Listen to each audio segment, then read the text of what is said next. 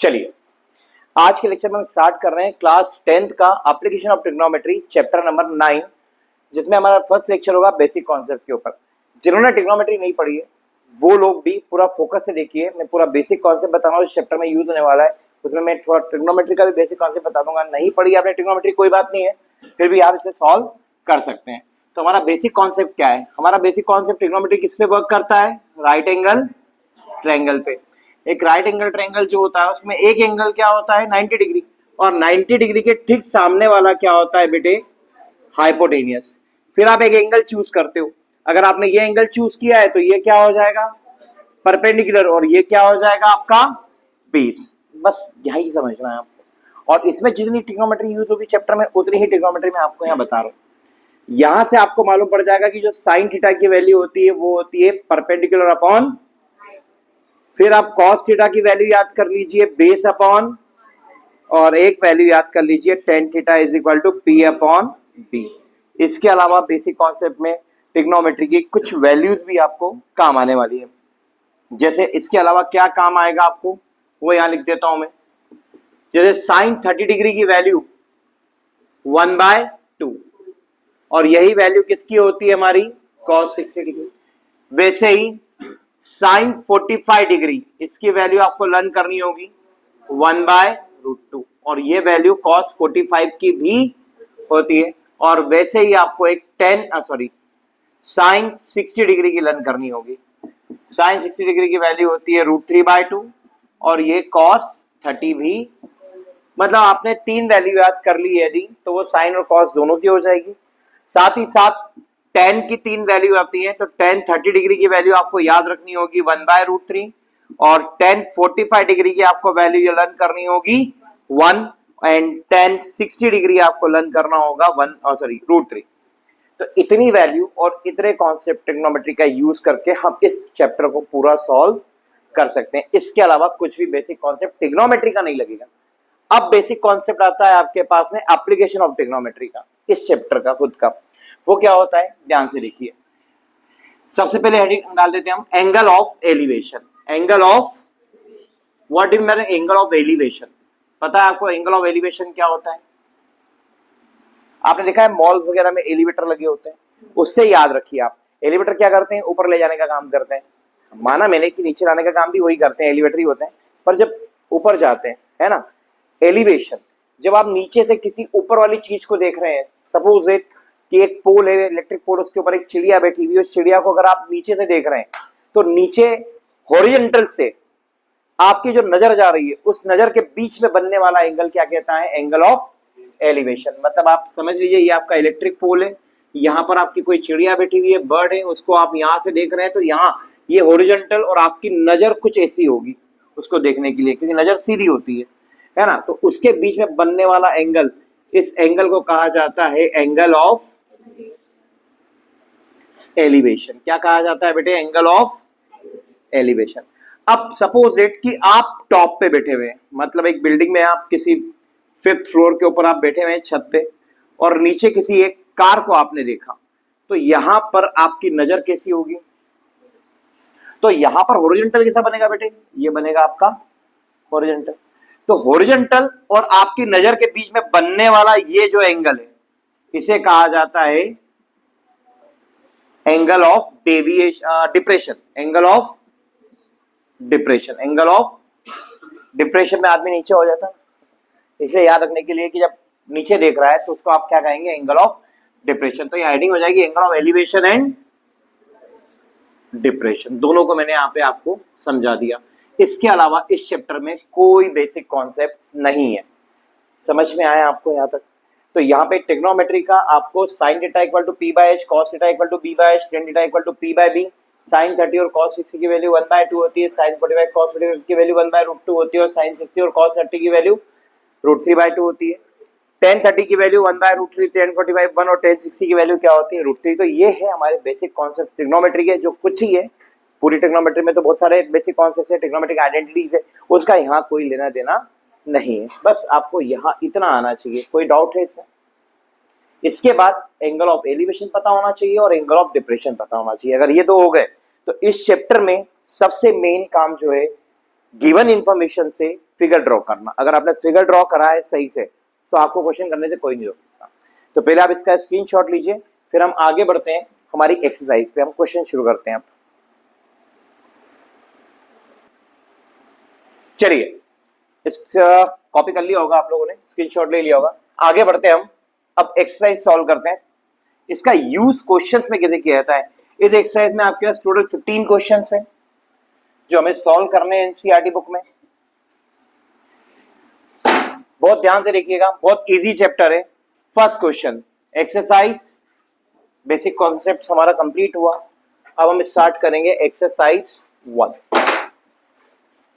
NCERT 6.1। Question पढ़िए। Question में लिखा होगा, हाँ सॉरी 9.1, और क्वेश्चन में लिखा होगा आपका कि अ सर्कस आर्टिस्ट, एक सर्कस आर्टिस्ट है, उसने एक circus artist climbing a 20 metre long rope which is tightly stretch and tight from the top of the vertical pole on the ground. तो ग्राउंड बनाओ पहले, या फिगर बनाना बहुत जरूरी भाई, ध्यान से देखिएगा। आपने ग्राउंड बनाया, ग्राउंड के ऊपर क्या है, ये आपका पोल है। क्या है ये आपका पोल। अब पोल कितना डिग्री का एंगल बनाएगा ग्राउंड से, 90 डिग्री का। अब इसके पोल के टॉप पे उसने एक रोप बांध दी और उसको नीचे टाइट बांध दिया ग्राउंड पे एक पॉइंट से। आया समझ में क्वेश्चन। तो ये आपकी क्या है, रोप है, और ये रोप की लेंथ आपको देकर के रखी है 20 मीटर। आ गया क्वेश्चन समझ। आगे उसने क्वेश्चन में बोला है find the height of the pole if the angle made by the rope with the ground. ये रोप और ग्राउंड के बीच में बनने वाला एंगल कितना है। तो आपको क्या फाइंड करने का बोल दिया गया है बेटे, हाइट ऑफ द पोल। क्या फाइंड करने के लिए बोल दिया गया है, हाइट ऑफ द पोल। तो ये राइट एंगल ट्रायंगल दिख रहा है क्या, और राइट एंगल ट्रायंगल है तो हम यहाँ क्या अप्लाई कर सकते हैं, ट्रिग्नोमेट्री। क्या लगा सकते हैं। तो सबसे पहले हम क्या लिखेंगे फिगर बनाने के बाद, गिवन। गिवन में क्या हो जाएगा आपके पास में, एसी की वैल्यू दी है 20 मीटर और आपको एक एंगल दे दिया गया है 30 डिग्री का। चलिए प्रूफ करते हैं, सॉरी फाइंड करने का बोला गया है। क्या फाइंड करना है बता देंगे आप, height of the pole. Height of the pole मतलब क्या हो जाएगा आपका, ए बी फाइंड करना है आपको। क्या फाइंड करना है बेटे, ए बी। सोल्यूशन, सोल्यूशन में आप लेंगे इन ट्रायंगल ए बी सी, जहां पर एंगल बी की वैल्यू कितनी है आपके पास 90 डिग्री। अब बी की वैल्यू 90 डिग्री है, राइट एंगल ट्रायंगल है, राइट एंगल ट्रायंगल है तो मैं क्या अप्लाई कर सकता हूं, ट्रिग्नोमेट्री। अच्छा, ट्रिग्नोमेट्री में 3 चीजें पढ़वाई मैंने अभी आपको बेसिक में, साइन कॉस और टेन।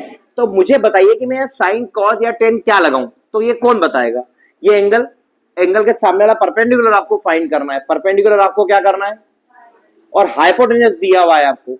तो पी और एच में रिलेशन क्या होता है, साइन थीटा।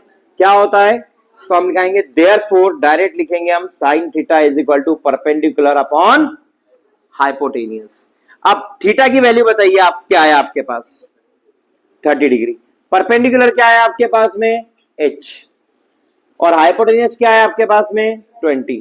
तो यहां से आ जाएगा 1/2 is equal to h/20। Cut कर देंगे आप तो h की वैल्यू हो जाएगी 10 मीटर। अब वर्ड प्रॉब्लम है तो आंसर भी आपका आखिरी में क्या लिखा होना चाहिए, वर्ड में। तो आप आपका काम है लिखेंगे therefore height of the pole will be 10 metre. Height of the pole will be 10 metre. कितना इजी क्वेश्चन है। बस आपको क्या करना है, फिगर ड्रॉ करना आना चाहिए। जैसे एक बहुत बढ़िया क्वेश्चन और आया है, question number 2, a tree breaks due to the storm and broken part bends so that the top of the tree touches the ground making an angle 30 degree with it। अब इस लाइन का मतलब, पेड़ खड़ा है, ये आपका ग्राउंड के ऊपर पेड़ खड़ा है। अब बहुत तेज हवा आंधी चली जिसके कारण ये पेड़ क्या हो गया, बीच में से ब्रेक हो गया। अब ब्रेक ऐसा हुआ एकदम टूट के अलग नहीं गिर गया, जॉइंट था, पर उसने क्या करा, यहाँ पे टच कर दिया, ऐसा ऐसा हो गया। ठीक है, मतलब अगर मैं समझाऊं डायग्राम बना करके, तो ये पहले पेड़ बिल्कुल सीधा खड़ा था, हवा चलने के कारण क्या हुआ, यहां से ब्रेक होकर के ये टुकड़ा ऐसा लेट गया, लटक गया, और उसने ग्राउंड को क्या कर दिया, टच कर दिया। और टच करा कितने एंगल के ऊपर, 30 डिग्री एंगल पे उसने क्या कर दिया, टच कर दिया। अब आपका ट्रायंगल का नाम क्या हो जाएगा, ए बी सी डी। ये हो गया आपका 90 डिग्री।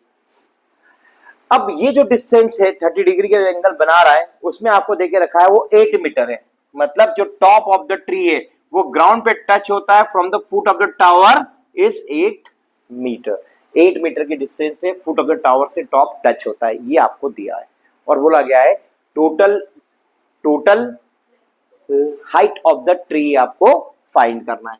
तो गिवन में क्या करूं भाई, गिवन में लिख दूंगा हमारे पास में क्या है, CD गिवन है 8 मीटर, 7000 एक एंगल है 30 डिग्री। फाइंड करना है अपने को, क्या फाइंड करना है अपने को, हमें फाइंड करना है AC is equal to height of the tree. ये पूरी हाइट फाइंड करना है, यहां से लेकर के यहां तक, इसको हमने हाइट H दे दिया।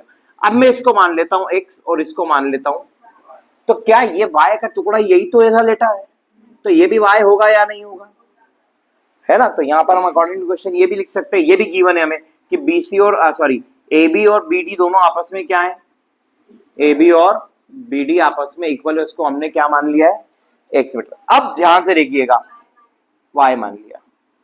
अब बहुत ध्यान से देखिएगा, अब आपको फाइंड करनी है ये टोटल हाइट। तो टोटल हाइट फाइंड करने के लिए आपको X और Y दोनों की वैल्यू चाहिए या नहीं चाहिए, और चाहिए तो आपको मतलब इस ट्रायंगल के अंदर, राइट एंगल ट्रायंगल दिख गया ये, इस राइट एंगल ट्रायंगल के अंदर परपेंडिकुलर भी फाइंड करना है और हाइपोटेनियस भी फाइंड करना है, बेस गिवन है। तो ध्यान से लिखिएगा, in triangle BCD angle C is equal to 90 degree. तो देयरफॉर हम क्या यूज करें, देखो परपेंडिकुलर फाइंड करना है और बेस दिया है, तो tan थीटा लगा दो। tan थीटा इक्वल टू क्या होता है, परपेंडिकुलर अपॉन tan। थीटा की वैल्यू कितनी है 30 डिग्री, परपेंडिकुलर कितना है हमारे पास में x, और बेस कितना है हमारे पास में 8। इसका फार्मूला, इसकी वैल्यू होती है 1/x is equal to 8। 8 one जा क्या हो जाएगा, तो x की वैल्यू आ जाएगी आपके पास 8/√3 मीटर। ये x की वैल्यू आ गई हमारे पास। अब हम किसकी वैल्यू निकाल देंगे, y की। तो बेस और हाइपोटेनियस, बेस और हाइपोटेनियस क्या रिलेशन होता है, cos theta, and cos theta is equal to होता है बेस अपॉन, और अगर हमने एंगल 30 डिग्री लिया तो बेस हो जाएगा 8 और हाइपोटेनियस हो जाएगा y, 8/y। अब cos 30 की वैल्यू होती है √3/2 is equal to 8 cross multiply कर दीजिए, तो √3y और 8 2 जा, तो y की वैल्यू क्या आ जाएगी 16/√3। देयरफॉर आपको AC फाइंड करना था, क्या फाइंड करना था, AC कैपिटल H, वो होता है x प्लस y। तो x की वैल्यू क्या है आपके पास 8 प्लस y की वैल्यू 16/√3। अब आप यहां पे कर लेंगे 24 क्योंकि डिनोमिनेटर सेम है तो न्यूमरेटर डायरेक्टली ऐड हो जाएंगे। अब हम यहां पे कर देंगे रेशनलाइज, √3 डिवाइडेड बाय, तो हमारी हाइट ऑफ द ट्री आ जाएगी 24 √3 में 3 से इसको हम कट कर देंगे 8 बार, तो हाइट ऑफ द ट्री जो होगी वो आ जाएगी 8√3। आगे आप वर्ड में लिख देंगे therefore height of the tree is 8√3 metre. बताइए क्वेश्चन समझ में आया आपको, मतलब हमने एक ही ट्रायंगल में एक बार लगा दिया tan थीटा तो x निकल आया, एक बार लगा दिया cos थीटा तो y निकल आया। इतना इजी चैप्टर है, बस आपको क्या बनाना आना चाहिए, फिगर बनाएंगे आप ढंग से तो आपका काम हो जाएगा। एक और क्वेश्चन करते हैं, क्वेश्चन नंबर 3, और क्वेश्चन नंबर 3 में बहुत इजी क्वेश्चन दिया हुआ है। अ कॉन्ट्रैक्टर प्लान, एक कॉन्ट्रैक्टर है जो प्लान करता है कि उसको एक गार्डन के अंदर 2 स्लाइड्स लगानी है। क्या लगानी है, 2 स्लाइड्स लगानी है ना। तो contractor plan to install 2 slides for the children play in the park for the children below the 5 year, मतलब जो 5 साल से छोटे बच्चे हैं उनके लिए जो लगाता है, वो स्लाइड के स्पेसिफिकेशन यहाँ पर दे करके रखे हैं। Whose height is 1.5 metre. तो जो बच्चों के लिए लगा रहा है उसकी हाइट क्या रखी गई, ये आपका ग्राउंड से 1.5 मीटर की आपकी हाइट रखी गई, और एंगल ऑफ एलिवेशन कितना रखा गया 30 डिग्री। ये उसने बोला है, ऐसा इसलिए बोल दिया उसने क्योंकि छोटे बच्चे, जितना एंगल कम होगा उतना स्लोप कम होगा, स्लोप कम होने के कारण बच्चा गिरेगा नहीं, है ना। तो ये हो गए हमारे छोटे बच्चों के लिए। और 5 साल से बड़े बच्चों के लिए उसने उसी ग्राउंड के ऊपर डबल हाइट की उसने क्या लगा दी, मतलब 3 मीटर की उसने क्या लगा दी स्लाइड, और यहां एंगल ऑफ एलिवेशन रखा 60, क्योंकि बड़े बच्चे जब तक एडवेंचर नहीं हो मजा ही नहीं आता है ना। तो ये आया समझ में। इन दोनों केस में आपको लेंथ ऑफ द स्लाइड निकालनी है, मतलब जब जहां से बच्चा स्लाइड करेगा, मतलब क्या निकालना है, यहां बैठ के यहां तक आएगा तो हाइपोटेन्यूस निकालना है। यहां पर भी क्या निकालना है, हाइपोटेन्यूस। ट्रायंगल के नाम दे दें, ए बी पी क्यू। तो अब आपको समझ में आ गया जो एक चीज भी एक बार कर रहे थे, अभी यहां पर कितनी बार करनी है, 2 बार करनी है। That's it. तो गिवन में क्या दिया गया है आपको, A B is equal to 1.5 metre, साथ ही साथ पी क्यू दिया गया है आपको 3 मीटर। पहला एंगल दिया गया है आपको 30 डिग्री, दूसरा एंगल दिया गया है आपको 60 डिग्री, और फाइंड करने के लिए बोल दिया गया है the length of the slide, मतलब आपको एक तो एसी फाइंड करना है और आपको पीआर फाइंड करना है। तो सोल्यूशन, अब आप क्या करेंगे, 2 बार 2 ट्रायंगल ले लेंगे आप, एक एक ट्रायंगल 2 बार ले लेंगे, मतलब तो क्या लिखेंगे आप, in triangle A B C, angle B क्या है हमारा बेटे 90 डिग्री। इस वजह से हम ट्रिग्नोमेट्री लगा सकते हैं। अब परपेंडिकुलर दिया है, हाइपोटेन्यूस निकालना है। परपेंडिकुलर दिया है हाइपोटेन्यूस, तो क्या लगाएंगे हम, साइन थीटा, क्योंकि पी बाय एच होता है, हाँ या ना। तो साइन क्या लगा देंगे हम 30 डिग्री। परपेंडिकुलर क्या है हमारे पास 1 पॉइंट, और हाइट की वैल्यू आपको, हाइपोटेन्यूस की वैल्यू फाइंड करनी है। अब इसका फार्मूला, मतलब इसकी वैल्यू होती है 1/2, 1.5 डिवाइडेड बाय एच। एच बन जा एच, 2 का मल्टीप्लाई कर दीजिए आप, तो कितना हो जाएगा 3 मीटर। तो यहां पर हम एच को क्या नाम दे दें, एल नाम दे देते हैं। क्या नाम दे देते हैं बेटा, एल, क्योंकि छोटा एल है, slide length of the slide पूछा गया है। तो लेंथ ऑफ द स्लाइड बच्चे की होगी, छोटे बच्चों की होगी 3 मीटर। कितनी होगी 3 मीटर, क्योंकि 1.5 का डबल करेंगे तो 3 आता है। यही चीज कहां पर चला लेंगे बेटा, अब आप in triangle P Q R, angle Q क्या है हमारा 90 डिग्री। देयरफॉर यहां पर भी क्या लगेगा हमारे पास साइन थीटा, क्योंकि परपेंडिकुलर दिया है, हाइपोटेन्यूस निकालना है। तो P by H, sign theta की वैल्यू क्या हो जाएगी 60, और परपेंडिकुलर क्या हो जाएगा 3 बाय एल। इसका फार्मूला होता है √3/2 इज इक्वल टू 3/L। तो ये एल हो जाएगा 3 2 6 डिवाइडेड बाय √3, √3 से मल्टीप्लाई और √3 से आप क्या कर देंगे डिवाइड, तो आपका हो जाएगा 6√3 डिवाइडेड बाय 3, 3 से कट कर देंगे 2, तो लेंथ ऑफ द स्लाइड आ जाएगी 2√3 मीटर।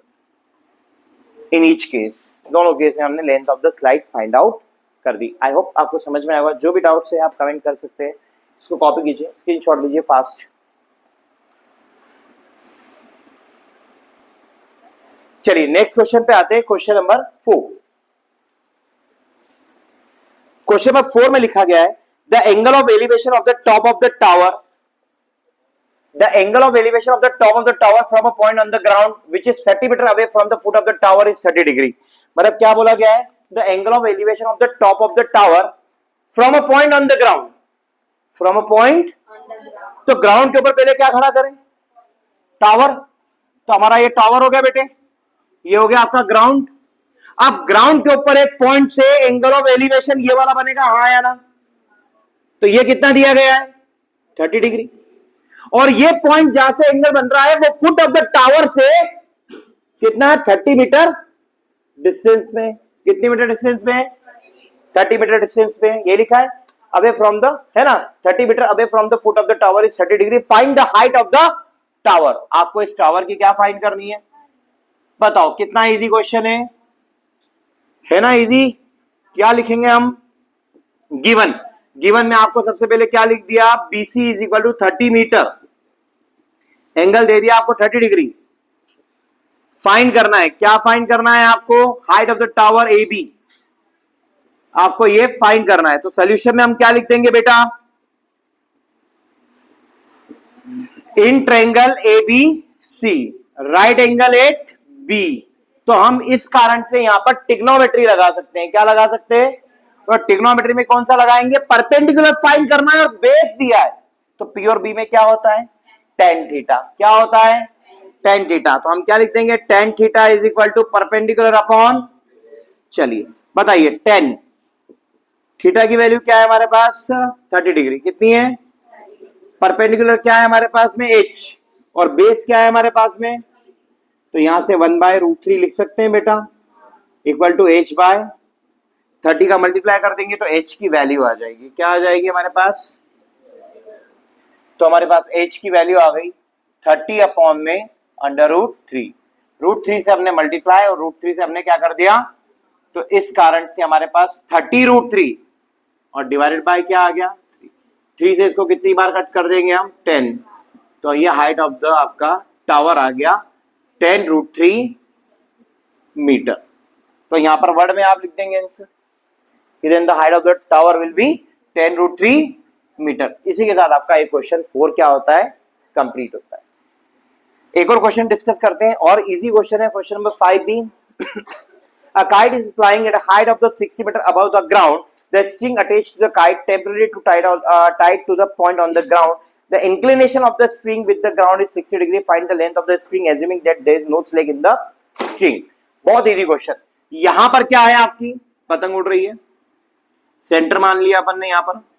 अब यहां ग्राउंड से कितनी ऊपर उठ रही है, वो कितना हाइट दिया है, ग्राउंड से कितने हाइट पे उड़ रही है, 60 मीटर अबव द ग्राउंड। अब ये जमीन हो गई आपकी, यहां पर उड़ाने वाला यहां खड़ा है, उसने क्या करा, इसकी स्ट्रिंग जो होती है, धागा होता है, मांझा बोलते हो आप, है ना, मंजा बोलते हो, मांझा बोलते हो, है ना, तो उसको हमने यहाँ पे टाइट बांध दिया, एकदम अच्छी उड़ा ली, रुक गई वो हवा में, उसको टाइट बांध दिया। और उसमें ऐसे बोला है कि there is no slack in the string, इस स्ट्रिंग के अंदर कोई भी ढील नहीं है, कोई भी कर्व नहीं है, एकदम सीधा खींचा हुआ है। तो आपको length of the string find करनी है कि कितनी बड़ी होगी, और ये एंगल कितना बना रहा है ग्राउंड के साथ, 60 डिग्री बना रहा है। सेम क्वेश्चन, इस बार यहाँ पे हाइट फाइंड करनी थी, बेस दिया था, अब यहाँ पर बेस फाइंड करना, सॉरी हाइपोटेनस फाइंड करना है, और नहीं आया समझ में, हाइपोटेनस। तो गिवन में क्या लिखेंगे आप, ए बी सी, यहाँ पे हो जाएगा 90 डिग्री, तो आपके पास में ए बी की वैल्यू कितनी देके रखी है, 60 मीटर। एक एंगल कितना देके रखा है, 60 डिग्री। तो आप क्या फाइंड करना चाहेंगे, क्या बोला गया है क्वेश्चन में, आपको एसी फाइंड करना है। क्या फाइंड करना है, एसी, उसको हमने क्या नाम दे दिया, एल नाम दे दिया, ये आपको फाइंड करना है। तो बताइए, एंगल के सामने वाला परपेंडिकुलर और 90 के सामने वाला हाइपोटेन्यूज, इधर ध्यान दीजिए, एंगल के सामने वाला परपेंडिकुलर और 90 के सामने वाला हाइपोटेन्यूज, तो पी और एच में क्या रिलेशन होता है बेटे, तो सॉल्यूशन में हम क्या लिख देंगे, सॉल्यूशन में लिख देंगे हम इन ट्रायंगल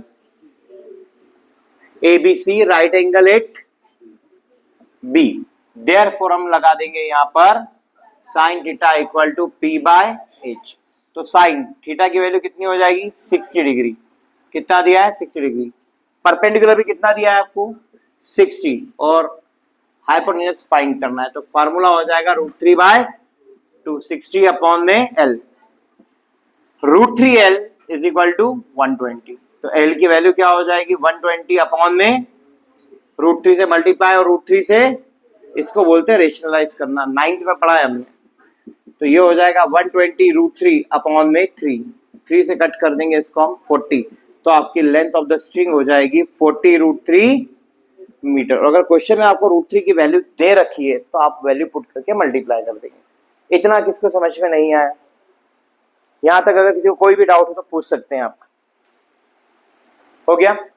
तो यहां पर हमारे पास वो वाले क्वेश्चन से जहां पर एक एंगल दिए थे, एक एलिवेशन है, या तो एंगल ऑफ एलिवेशन था, है ना, या एंगल ऑफ डिप्रेशन सिंगल, पर अब जो आएंगे क्वेश्चन आगे स्टार्ट होने वाले उसमें दो एंगल और दो ट्रायंगल बनेंगे। तो जो काम आप एक बार कर रहे हो वो कितनी बार करने होंगे आप, 2 बार। तो इसको हम नेक्स्ट वीडियो में लेके मिलते हैं। आई होप आपको ये 5 क्वेश्चन समझ में आए होंगे। हमारा नेक्स्ट वीडियो बहुत जल्दी आएगा, ठीक है, तो मिलते हैं। कोई भी डाउट है आप कमेंट कर सकते हैं, आपके कमेंट में डाउट सॉल्व कर दिए जाएंगे।